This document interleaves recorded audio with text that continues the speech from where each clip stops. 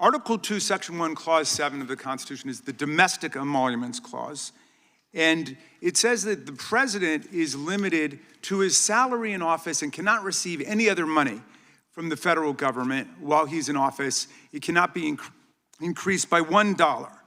This president is the first president in U.S. history who has repeatedly sued the federal government for $230 million for the judicial search warrant at Mar-a-Lago, which was perfectly lawful and was never struck down.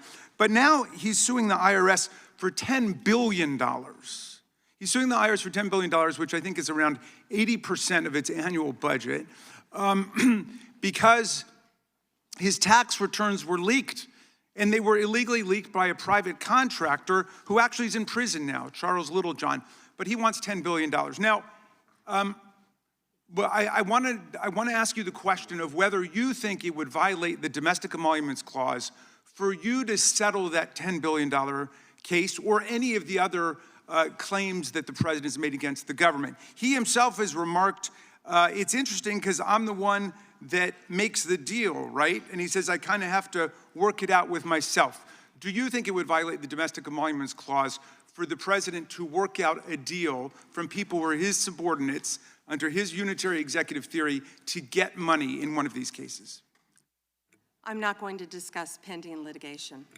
Okay, so theoretically you're saying because his privacy rights were violated in that tax case, and they were. I'm with the president on that. I mean, his Mar-a-Lago thing is ridiculous, but there's no doubt that his tax returns, despite the fact that he promised to release them, despite the fact that every other president released the tax returns, he suffered embarrassment when it showed that he hadn't paid taxes for several years, and he had a right for that not to happen. Now, I want to turn back to the Epstein survivors, because President Trump may have been a little bit embarrassed by the release of those tax returns.